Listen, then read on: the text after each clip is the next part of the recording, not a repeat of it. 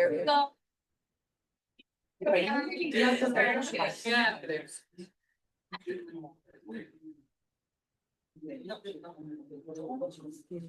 never thought I'd be one of these people holding the mic.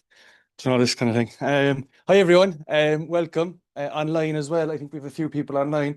My name is Frank Brennan. I'm the CEO and owner of Republic Work. So you're all very welcome. I think there's a small bit of room up front, so there's no hiding. Step back. Okay. Okay, will I go again? No? Okay. So you're all very welcome. So we do these events, monthly events, every month.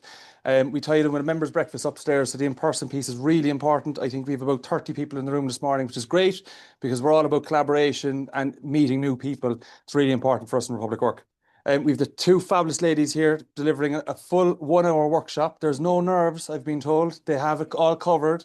The slides are ready. They're all prepared. So look, we'd invite you to hang around for the afternoon. You're more than welcome to work from Republic Work. If you feel you need to, if you want to find out a bit more information about Republic Work, please reach out to any of the staff here. There's Becky in the back, we've Lavanya and we've Caroline above, and I'll be around for a little while as well. So I'll hand it over to you both, and best of luck. That's okay there, isn't it? Yeah, okay. Great.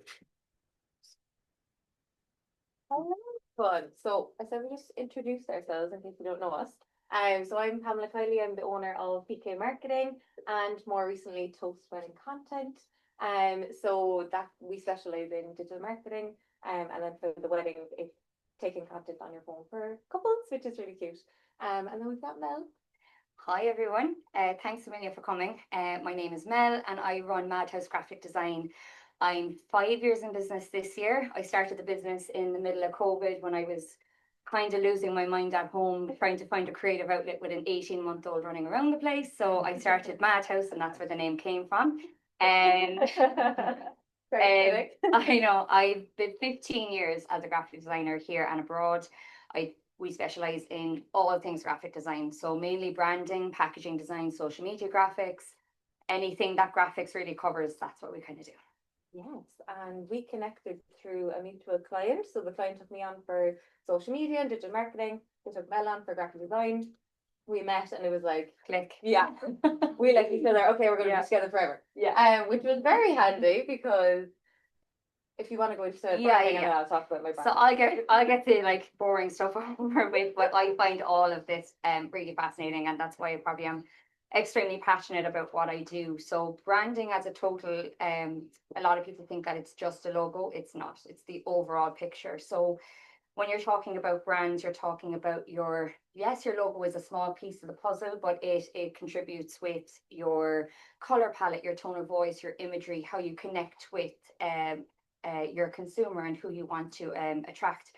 There's a thing called brand attachment, so it's very psychological based, which I won't bore you too much about, but it's basically having a relationship with a brand. So you as a consumer or even a client having an emotional connection for brand, and that's ultimately where the foundation is. So once your foundation of your branding is strong, all of the other pillars that come after it have the same strength. So starting from the bottom up, it starts with a really strong brand. Absolutely. So why branding comes first? And this is where I'd already met Mel, thank God, at this stage. And I'd come up with the idea for Toast Wedding Content. So if you don't know what that is, so basically we just follow the couple around on the day and we film their whole wedding day through an iPhone.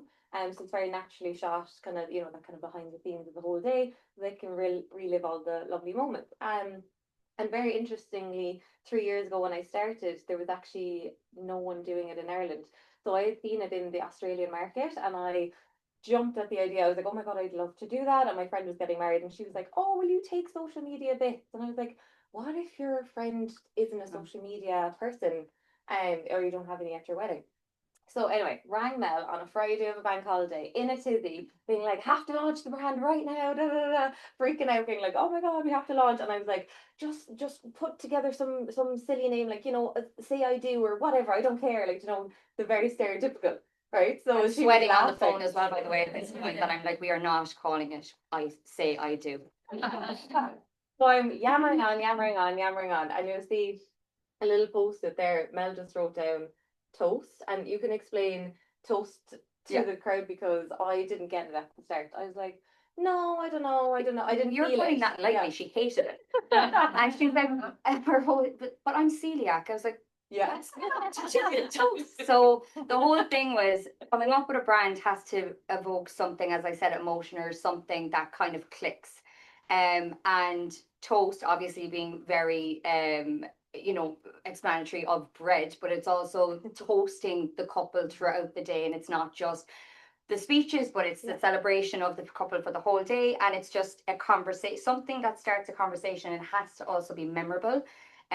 She hated it, and I told her go away for the weekend and think about it, and she came back on Monday and she's like, I absolutely love it, and I was like, I knew you would, and here's the branding suite because I've already done it. Yeah, So I that's needed it. to let it marinate because I was like, no, I needed to be really obvious because it was a new thing to the market, so I thought it had to be really obvious. Yeah. But it's standing the test of time now because a lot of wedding content creators have come onto the market now with longer names, and a lot of people remember toast. It's one word, like you were explaining to me, like toast. It was Simple, really yeah. simple to remember, and everyone remembers. Oh, that's toast. It's really, really good, and then it has a really strong brand presence. And even explain the A because I actually love the A. So I hand drew the A to look like it's almost like a veil underneath the S, and that ties back then with the wedding industry. Little nuances like this are something that it's tapping into the subconscious mind, and just having something characteristic within your branding will always hit home much faster. Yeah. And keeping it very simple as that is the way to go. Absolutely. I suppose so. Why branding came first? Then we had the brand, we had the colors, the vibe, everything, the messaging, really, really clear. And then it's time to launch, right? So this is where the marketing part comes in. So with the launch, so teasers. So this can be attributed to, say, if you're launching a new product as well. It doesn't have to be a brand, but just to give you the context of what we did. So we started with teasers, and I always say with the launch, don't drag it out. Like you'll see there, the 13th of April and then the 18th of April, like within the week, you want to launch the product or the service because people have very short attention spans and they're not going to wait around. If you're like, oh, I'm launching in 2 months, oh, I don't care, I won't remember. I will not remember that you're launching that. Yeah. So we did it teasing throughout the week. Something's coming. I've been working on something in the background. New concept that links with my current passion, like all this kind of stuff. And then we just put the T, and it was like, do you have any guesses? And there was a good few guesses then came in. Everyone was really excited. They were invested. They were really getting invested in like, what the hell is she up to? So that's how you tease it, and then launch day. Launch day was manic behind the scenes. I still hadn't my website ready. The launch was at like 7 o'clock. By 5 o'clock, I was like, Mel, the website's not even ready, and I was like freaking out.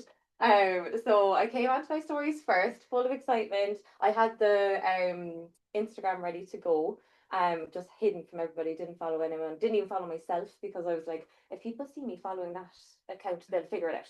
So I didn't even follow myself or anything like that.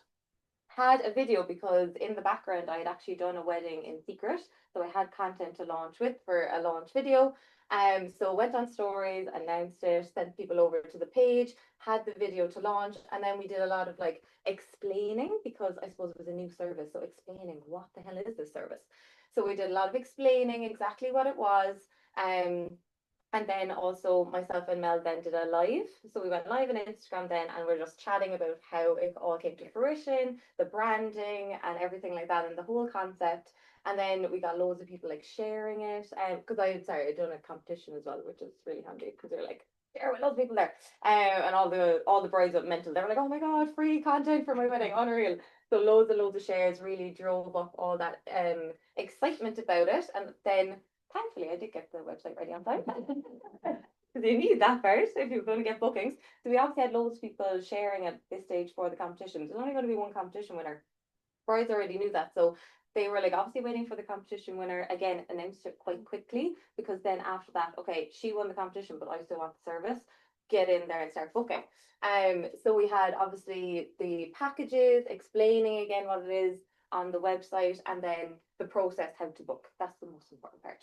How to bloody book me in.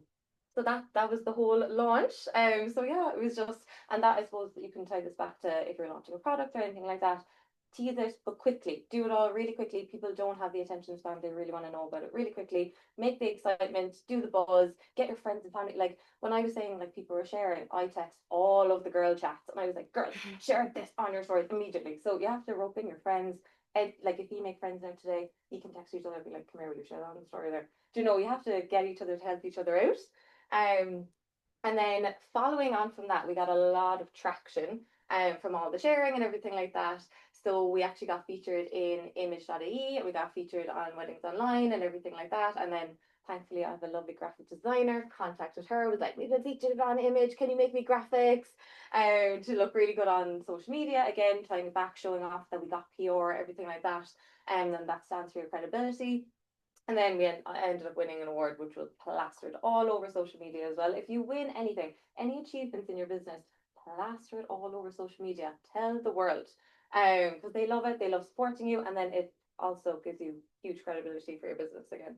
So yeah, so that was our whole launch of Toast and why having the brand there from the beginning. We knew like the name, the logo, the messaging, the colors, everything was in line and ready to go to launch, and it looks really, really elegant, and I just think it looks upmarket, and that's what I was trying to attract. So then moving on to the power of an aligned identity, Mel. So this is an example of a brand that myself and Pam came in together on, and they had a branding in place, but it was really inconsistent. Yeah.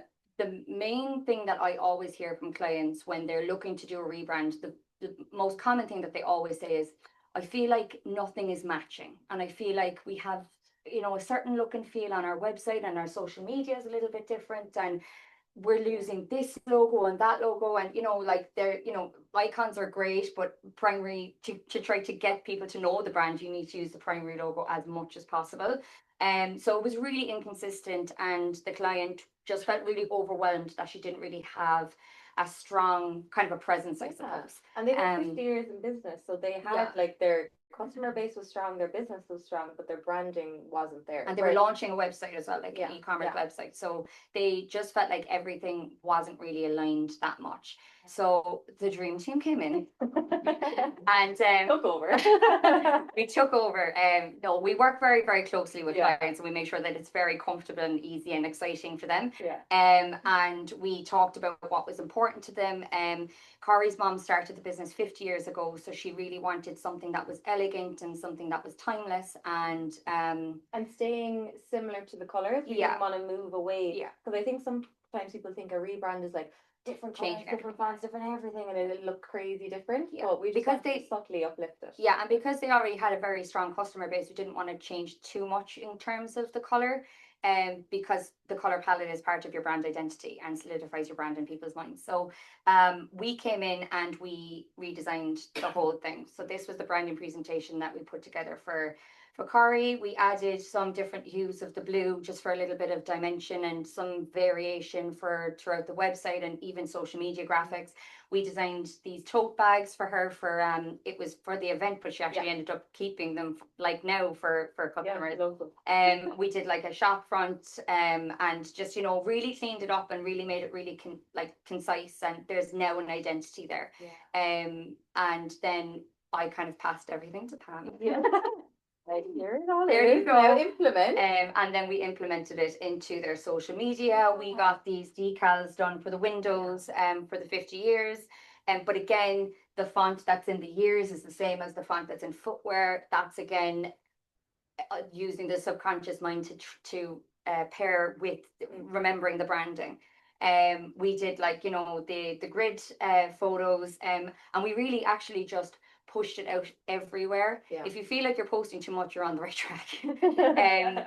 It's repetition equals recognition is what I would always say, especially when it comes to branding and brand presence. And so they were 50 years in business. So we were going to do a big celebration both in store and online.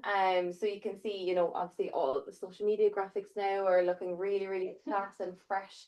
And we've had a refresh on our brand logo. Look at the new logo. We're all getting excited about that. We had a competition. You can see the tote bags in situ. And then we had these overlays. So say at the event, these are actually gorgeous for any in-person events that you're doing, to have the overlay there celebrating 50 years in business and the new logo, and then you just overlay it on all the stories for that event or anything like that. It's really, really just eye-catching on the, and it looks really gorgeous. And as well, we had it printed for the balloons. We invited Helen, a local influencer, down. We had all of it going on, and it was real buzzing on social media, which was fantastic. And then also carrying on, not just for social media, but we want all those assets for, this is for your email marketing. So these are header and footers and little inserts, so the gift cards. So these are all separated, so I can insert them into all the email marketing, and then obviously have the body I can change weekly of like, okay, new shoes or whatever, but we have this consistency then of the icons. Maybe you can talk about the icons. Yeah. So one of the main things that we needed to deliver, especially with email campaigns, these are just PNGs that I create and then I export and I give to Pam, and they get updated a bit, like we can update them whenever. But it just makes, again, the branding implementation and the branding really consistent across everything that we're doing. Bringing in the color and everything, it works really, really well for email campaigns. Having these on just even like in a folder are really good for like creating your campaigns, basically. Yeah, because I use Klaviyo, so I don't know, do you use Klaviyo? But it's so simple then, because I have the header at the footers, and then I'm just working on the body of the text in either Klaviyo or Canva or something like that, and we're interchanging. But it's, the branding now is really, really strong. So every time they open the email, they know exactly who it's from, and the brand recognition is really, really there now. So how branding supports digital marketing. So another aspect, so obviously not everyone is going to rebrand, or not everyone is going to have a full brand before you launch. So another situation that me and Mel were in was a client of ours, Curious Wines. We came in, but they didn't want to change the logo. They were very, very happy with their logo, and they were like, no, no changing it. But they needed help implementing it across their platforms. So this is their social media. As you can see, there's no branding. Like, would you know what brand that is? Absolutely not. There's no consistency, and there's no life, right? So Curious Wines, it's curious, it's fun, it's exciting. And this doesn't scream exciting, this screams chaotic. So we wanted to bring in a level of, okay, they're reputable business. So they have the knowledge of the wine. So we wanted to bring in that knowledge base to it. But we also wanted to bring in the fun factor and the more personal. They're based in Cork. We wanted to show off that we're a Cork brand. So we, through graphics and content, and we'll go into content in a minute, we implemented, and then now we can see the brand starting to come in, and that consistency, up leveling it and making it look more reputable and upmarket, because it is more expensive wines, right? So you're not like, you know what I mean? It's not the go into Dunn's and get a bottle of wine. Yeah. It's in more upmarket wines. They're sourced. The owner, he flies over to Australia the whole time, tasting all the wines and things like that. So it's really, really well sourced wine. So we really wanted to show off the reputation, but also the fun. So if you want to talk through how we implemented. So as Pam said, like the client was very adamant that they didn't want to do a rebrand. I was okay with that after a couple of weeks. Had to live with it. But in fairness, like we just, again, like they had their set colors, they had like the green and the kind of maroon. But what we did then was we came in and we just put a gradient in it just to give it a little bit more dimension, makes it look a little bit softer. And again, what you can see here is there's a consistency of evoking some emotion within you. So you have like, say, your girly nights with the wine, you're out the back garden in the sun, and these worked really well last summer. Yeah. It was the gorgeous weather. So we just implemented them, just having, we used to do these things, wine of the month and case of the month, which always did really, really well. And it was very, very clear. There's the wine, price point, how much it used to be was a really good addition to see how much you're savings. And then we used to just have the price there front and center, and it became a monthly thing that people then were like, what's the case of the month this week? There was 2 months or 3 months in a row where they sold out all of their cases. We're not taking credit for that, but I think we should. A little bit. So again, like just with the colors, we brought it through all the kind of graphics, mixing imagery and graphics, informative graphics are always going to work really well on your social media. It's not just posting a photo. There has to be some information. The ways to shop, to shop, a lot we're of people pinned at the didn't top, know yeah. you could click and collect, and it's just actually making it very, very clear and simple for people. I think people, when you're working in your own business, you assume everyone knows what you're doing. But they actually don't. And people, discover your brand and they're like, do they do click and collect? Do they home deliveries? Yeah. What is that an option for wine? How does that work? So we clearly just stating it, and then those kind of things are great to just pin on the top of the grid so that people can easily find them, read through really quickly, be like, okay, perfect, I have the information, I know exactly what to do. And again, with the brand consistency, it's really just up leveled it all, and it's really, really brought it together. Like even these ones, like there's only one thing better than a glass of wine, a bottle. Like these, like little posts in the middle of all of them worked really well, because again, like it's just trying to catch that one customer. That like, oh, that's funny. And it could just be that moment of like, oh, that's cute. And you just like it, or you'd comment underneath it. And that's just the engagement that you're kind of looking for. Exactly. So we did a content day as well. So as going back, so this was all just graphics, haphazardly made, I presume on Canva or something like that. Mel hates Canva. We won't talk about that. But it was very inconsistent, and we didn't know what kind of messaging we were putting across. And as I said, there was no fun, personality, relatability. This could have been any brand in any world, in any country. We'd there was no brand or personality coming in. So we did a full content day. So how we do content days is we have our mood board of like ideas we've seen on either Instagram Reels or Pinterest and things like that. So we want to take fun aesthetic-y ones. We want to evoke the emotion, as Mel was saying. So like during the summer last year now, it was like the rosé in the back garden with the girlies drinking it, and like it just looks so delicious. You're like, I want to go get a glass of wine there now on a Thursday or Friday. So we shot all we had different backdrops that we wanted to use. Thank God we could use this lovely garden here and everything like that. It was just so great, and we had a team of us doing it together. So getting all that content. And the thing with certain brands, so obviously the shoe brand, for example, content days are continuous. I do them every single month because the new shoes come in, they get sold, and we go on to the next, and we have the new seasons. With this style of content, you can reuse all of this content again this summer, unless we say don't have that bottle of wine. But usually he's keeping a lot of the wine consistent in the shop. So we can reutilize this content, which is amazing. So if you could do content days where you can actually forward think and be like, okay, we can actually bank that for later. We did a Christmas shoot as well somewhere. So we had like, the more moody wine and chocolates, this kind of stuff. But yeah, you can just see that it really is coming together then, and the before and after of it. Like you can just tell now that it's a consistent brand. You know the branding. When you see these posts as well, it's all subconscious. So you're noticing the gradient, you're noticing the wine color, and you're like, oh, that's Curious Wines. Whereas if these popped up, yes, fair enough, we've got the little logo, but you're kind of like, oh, what's that? It's not as striking and consistent in the branding, basically.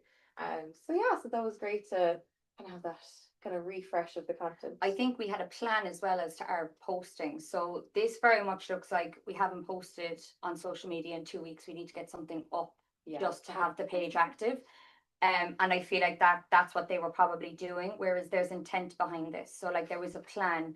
Niamh, who also worked with us, had sends like a calendar for the month and saying, this date is Merlot Day, this day is Champagne Day, this is whatever. So we then have a very clear plan as to the content that we need to, and even the graphics to get through.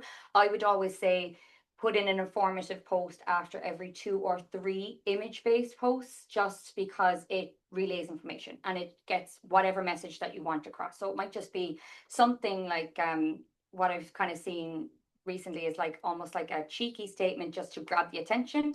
And then it's like, did you know that we sell white wine? And it's something kind of clever like that. So tapping into that is a new trend that we're kind of seeing now amongst social media. Absolutely. And then sorry.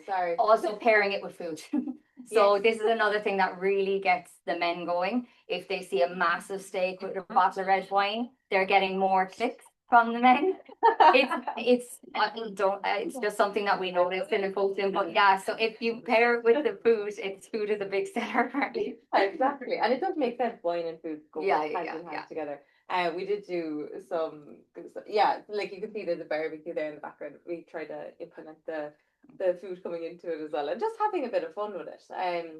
You can see as well we brought in an influencer, so we wanted to show like she was going around the shop shopping in the store, because I think some people, they either knew them as an online only or a shop only, and there was no crossover. So we really kind of wanted to connect that all as being like, you can deliver the wines of the month or the case of the month online and get it delivered, but you can also come in and shop around. So we had her actually physically come in, walk around, show them the place, and all of that kind of stuff as well. And then she also advertised another time to, oh, you can shop online with my discount code, that kind of thing.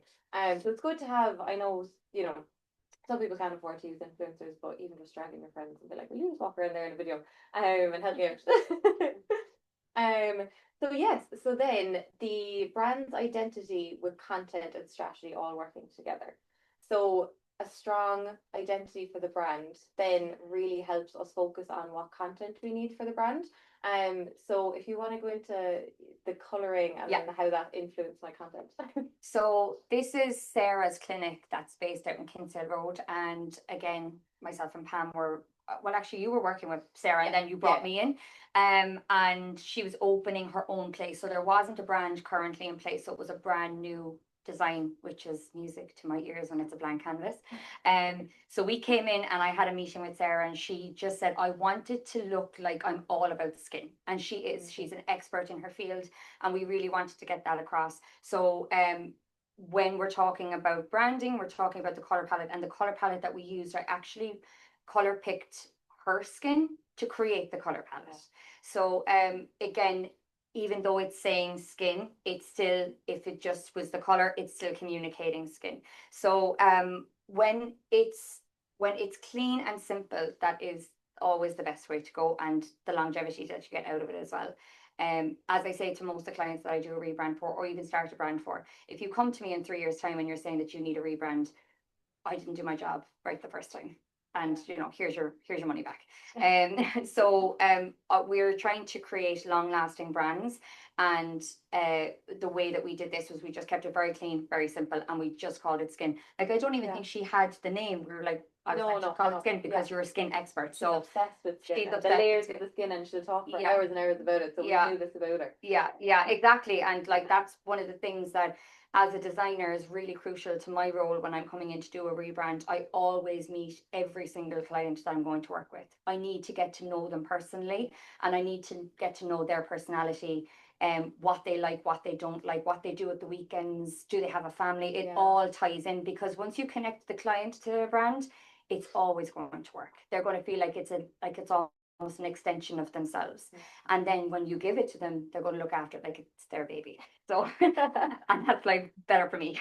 Absolutely. And then how it influenced my content strategy then is, I suppose, we did focus in on the skin and all the different tones of skin and things like that. So you'll see here, you can see the different tones of skin coming in all the time. Obviously, we're using different people, and then even with the graphics, it's all the different types of browns and nudes and beiges, all the different skin tones coming together really, really clean and aesthetically. So there's a couple of different like core pillars that we have here. So we obviously need informational.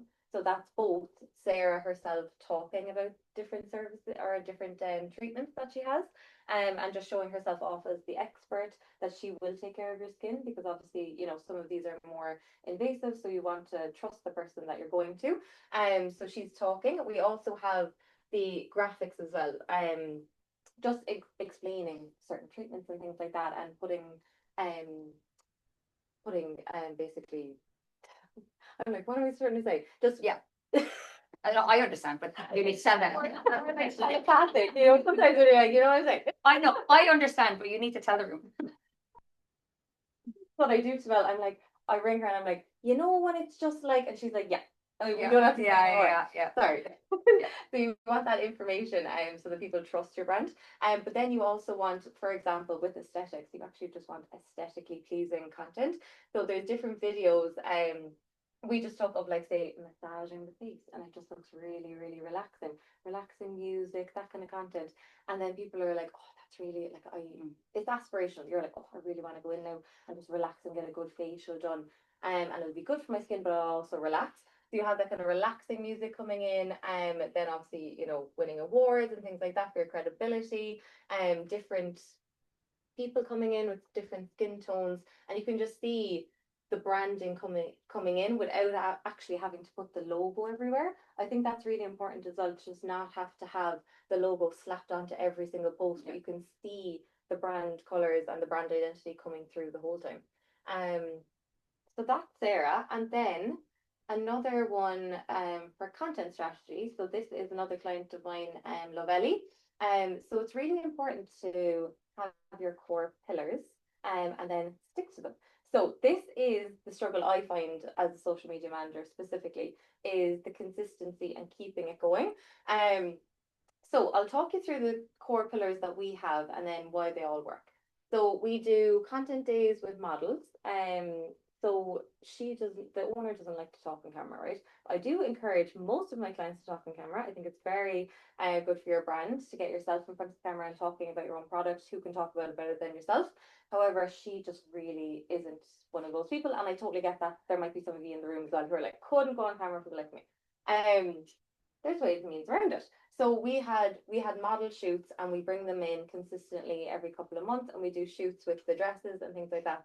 What we started doing, so our first one or two shoots, she wanted to keep moving position, moving rooms, moving backgrounds, and it was getting very inconsistent. It was actually taking up a lot of time on our content days as well, which isn't great because we're paying models, we're paying, like, there's a lot of money goes into this. You have to close the shop, pay the models, pay me. There's a lot of money goes into it, so you want to utilize it as much as possible. So I started to say to her, okay, we're just doing the one room, the dresses in the background. So you can see all of those, it's the same room, it's the same consistency. And then the backdrop becomes part of the branding, it becomes part of your brand. So they recognize the backdrop, even if it's different models, because obviously we like to show it on different bodies and things like that, but it's consistent and they're like, oh, I recognize that background, that's Lovelli. The problem is when you're doing this over and over and over again, a brand owner will get like, we should change it up. It's getting a bit boring, right? So that's the struggle that I have. It's like you have to keep consistent, you have to keep consistent and trudging through that part. Because people can get a bit like angsty, being like, it's the same thing over and over again. But after, and this does take a while, so after about a year, the brides are starting to come in and they're like, we love your social media posts. We find it really easy to see the dresses walking up and down. We love that, like, we can just really easily flick through all of your dresses when they land on the page. Everything's really consistent, and she was starting to see it like come to life then. Okay, the consistency is actually working. People are saying it in the shop. That does take time. It's that pushing through that part of it is like the hard part of it, but the consistency will win you. And then we had some very exciting so what I like to do with my content then is I love to test it on social media. Whatever does well, then I throw it into ads. So social media ads, so Facebook and Instagram ads, anything that's doing well. And then it goes out obviously to more people. So we started attracting higher paying clients. So basically their dresses go from 1,500 up to 6,000. So we, through the videos and the content and then using the best performing ones in ads, we're pushing it out to people. And then so I've been working with them now 3 years. So year one, we were kind of, we were just trying to be consistent, not seeing as much payoff. Year two, she was here again in the shop. Okay, we love the videos. We find them really easy to look at the dresses, etc., etc. Then following into year three, we did an evaluation of year two, and she was like, actually, now what I'm noticing is the purchase order per person, like the average has gone up. So people are coming in because we've really honed in on high end quality content with the models, with the filming, with the consistency. We're attracting higher paying brides. So the sales revenue went up, even though there was actually, it was very minimal, but I'd say they didn't sell, I think they sold like say 7 less dresses than the year before, but higher paying ones. So they're getting more money in. So you're seeing it come to fruition, but it's the consistency. You have to keep going with it. It's a longer term results.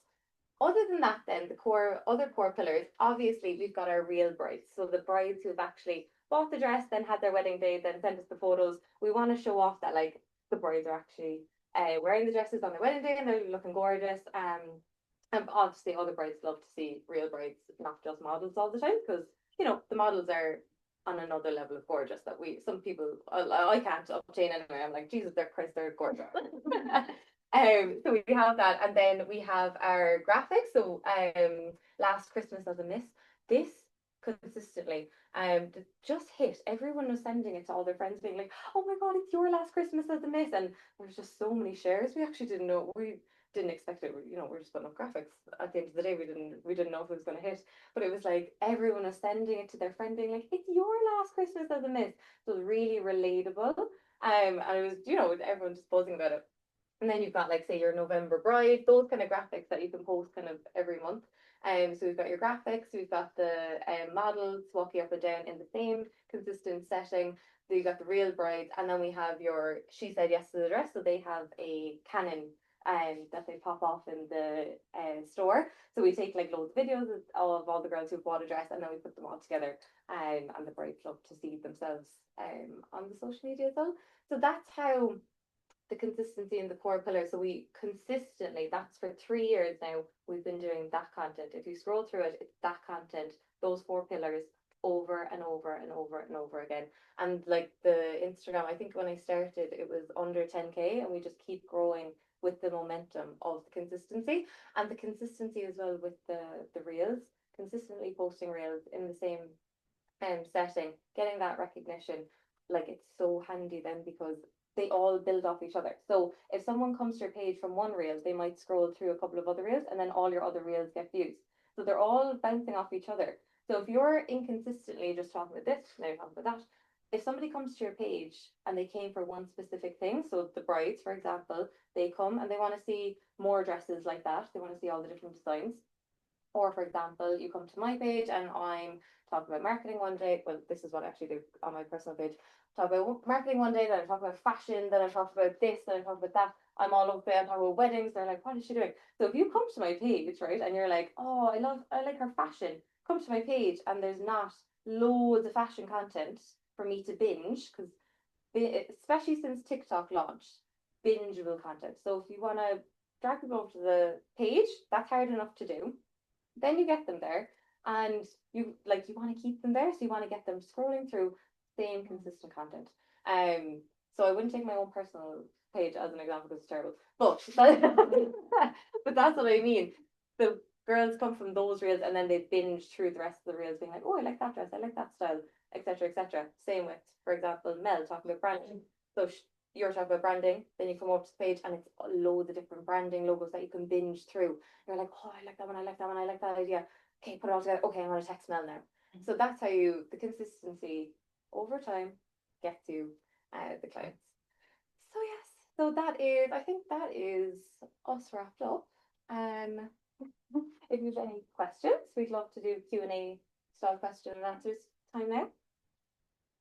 First of all, thanks very much. That was really insightful. Thank Really you. enjoyed it. I'm a business owner and I'm terrified of getting my face. Yeah. in front of the camera. What advice would you give for somebody? Okay, so needs to start? what type of business is it? I'd be similar to Curious Minds. Okay. Yeah. Perfect, yes. So, okay, so 2 ways to go about this. Curious Wines owner also didn't want to go on camera. So we had to work around that. So there's 2 things. If you don't want to go on camera, you're going to have to invest more money. So it's either money or time. So you're going to have to invest more money because you're going to have to do photo shoots without you in it. Say get influencers in to talk about your brand for you, that kind of thing. If you want to save money and you want to just put the time in, going in front of camera is really, really useful, because you're the one who knows about the wine, right? I don't know about the wine. The influencers really don't know about the wine. You know, you're the one who knows. It just takes practice. Like when I started out on social media, I was like, record the video, delete, record the video, delete. Like it just takes time. You're just going to have to push through that barrier. And there is that part of it as well. When I started talking on my stories, a lot of my friends texted me, what are you doing? why are you showing on your stories? What are you talking about? I'm like, leave me alone, leave me alone. You have to block them or something. She's like, leave me alone. But now it's so natural that they're always like, oh, Pam is on her stories again. They just kind of ignore you. But you're talking to the people that you want to talk to, your customers.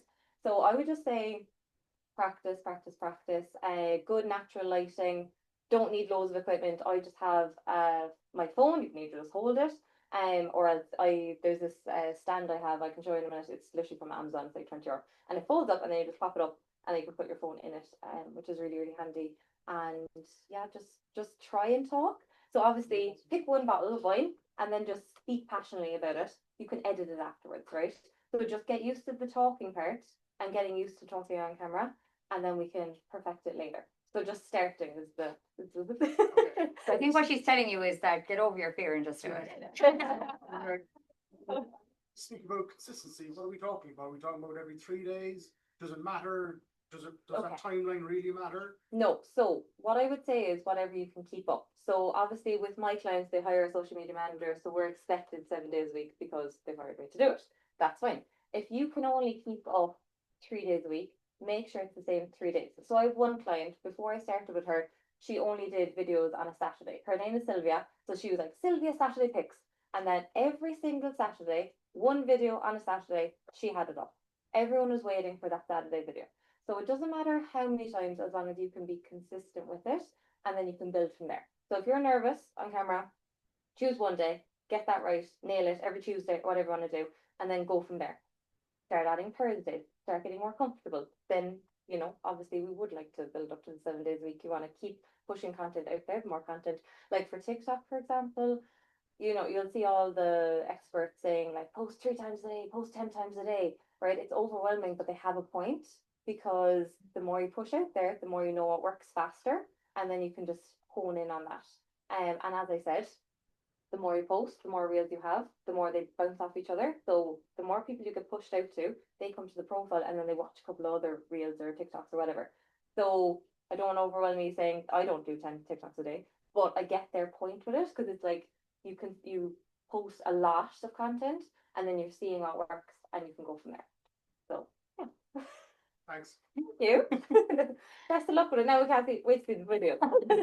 I think as well, like just to go back, like when I first started working with Pam, I was a very much behind the scenes type of person. You'd never see me. And we've now been working with each other 5 years, and I'm up here doing a talk. And I was in a fashion show 2 weeks ago with her, and she's slowly dragging me out of my comfort zone, as I should say. But it's not as daunting. Even with my own page, like I didn't really post a lot about me because I didn't genuinely think that people would be interested in what I do other than other designers. But it wasn't until I started getting comfortable with being a little bit uncomfortable that I started to see that people could actually relate. And I started getting feedback saying, we didn't know that was you. Yeah. And I was like, oh, really? And they're like, yeah, like you need to make yourself a little bit more present. I don't do it a lot. However, I was crying on my Instagram on Monday, having a complete nervous breakdown. So we've come like a massive way 5 years ago. Leaps and bounds. But what I would say is if it is your content, if you're definitely not like 100% confident in doing it, assign a brand rep to be able to do it. And it's just quick 15-second videos of, informative, whatever it might be about your product. Because I think, again, going back to the brand psychology and branding attachment, and with your clients and with your customers, when they see something that they can relate to emotionally, that's when you're going to get more traction. When you think about like, say Nintendo did a really, really good, they started putting out all these like really quick adverts about like these kids playing. There's no mobile phones inside. It was the box TVs, and their sales like went through the roof because people that were seeing it were being reminded of their childhood and playing the games as kids, and it connected with people. So it's almost like being in an emotional relationship with your client. Your branding is your emotional relationship, and when you screw up, you're on your hands and your knees and you're apologizing profusely. And you're then having to go into the counseling part of it. But it's really just trying to make that emotional connection with, and the best way to do that is to grab them by some way emotionally. Yeah. I think just getting a cheerleader, as you were saying, kind of brand rep a cheerleader, if it's your friend or your social media manager or whatever. Like I have a client and I have to like gear her up before we do videos. And I'm like, she's like, you know, maybe she's a bit tired, low energy, whatever. And I'm like, okay, jumping jacks, come on, come on. And she's like, she thinks I'm nuts. She's like, oh my God. And I'm like, come on, energy up. And we're like jumping around the room. And then she's like buzzing for the video. She's like, okay, let me show you. I'm like, great. But you need someone to kind of egg you on a bit and just like cheer you up and be like, come on. So whether that's somebody at home, you know, if you need someone to just be like, will you just say like, I'm amazing behind the camera? You need that kind of like, Yeah, yeah. Sorry, was there another question? Yeah. Sorry. How do you translate? Like obviously all the examples we've seen are physical locations where people there are selling something. Yes. Right? Yeah. I'm an itinerary service. Itinerary service. Yeah. Okay. So I Yeah. go from So like schedule. person to Okay. person, right? Yep. I'm personal image and stuff. Oh yeah. And Yeah. a lot of my customers don't want people to know that they're getting help. Yeah. Yeah. Of So I course. struggle with that. Yeah. So your main focus on content wise anyway would be your tips from your personal experiences or talking about experiences without showing your clients because obviously they want that privacy. So yeah, it would be a lot of like giving tips and there's also great ones that people do. They take celebrities and then they're like, see how they styled it and you can just comment on how celebrities style stuff. Because it's showing your knowledge and then it's relating to celebrities who, you know, they might love their style. So then you're attracting clients who might like that celebrity style or something like that. But it would definitely be a lot of like your tips, your knowledge. It wouldn't be the bringing the customer in and the testimonials as much because they want privacy of it. Yeah, yeah, perfect. Any more questions? So I'm in recruitment and Yeah. a lot of my clients are on LinkedIn. They wouldn't necessarily be on Instagram, Yeah. like the hiring managers and the Yeah. so like would you have a different voice on LinkedIn or do you work on LinkedIn or what would you be your You know what? I target don't a lot. I'm very Instagram, TikTok kind of a girl. Mm. But I have heard that LinkedIn is a bit more relaxed than it used to be. So I wouldn't be afraid of like coming on and chatting and being normal. I think some people they get very strict on LinkedIn to have to look very businessy and very corporate, and it is a relaxed platform as well. I know Stephen Bartlett, he kind of used it more as like really just chatting about marketing, and that's how he like started growing his platform, which was like it was through LinkedIn, which is fascinating. So I wouldn't be afraid to be that like not obviously overly casual, but just be more relaxed and approachable. On LinkedIn, I think video content apparently is working really well over there. But again, I don't use it enough to be like tell you all the tips and tricks. I do use it Yeah. a bit where I just share my same content that I would share on Instagram and I share it straight to LinkedIn. I do get some traction on it, but it's more that I get really overwhelmed with LinkedIn. I only go on there, and when I do go on there, I feel like I'm doing nothing with my life in comparison to other people's. So I get really I know it's all. I don't know if there's anybody else. Yeah. Yeah, like, oh, look at me, and I'm like, oh, I have to come off this. Yeah. But as Pam said, I think it is shifting gear a little bit. That it is coming away from being very PC, and that you can actually be a little bit more personable. And again, like if it is recruitment, you want people to feel comfortable. So I would say that whatever you're posting on your Instagram, just share it on your LinkedIn and just test it. Like if Yeah. it doesn't work, delete it and try again. You know, like there's no right or wrong answers Totally. here. It's what you're kind of comfortable with, and once you have a consistency, I presume that like in your business, you want people to feel like they can just contact you, like, oh, she seems really nice. So if your personality comes across it, I feel like that would be enough. And then just scroll by, just don't look at anybody else's. It's really intimidating. It is very overwhelming. Intimidating. Good, was there, yeah. Knowing your target audience is like very important to make impactful content as well. Yeah. But what do you do if your target audience could technically be like everyone? Yeah. Okay. Yeah. Fitness technology, and the unique selling point of the class is that, like, you know, your 7-year-old mother could do it, or your extremely fit brother could do it, or like, you know, Okay. because it's always you go at your own pace. Absolutely. So it can be difficult to make impactful content without, you know, breaking consistency. Yeah. And So like, let's go back to the data. So how long are you in business? It's 4 years. 4 years. So you've 4 years of data.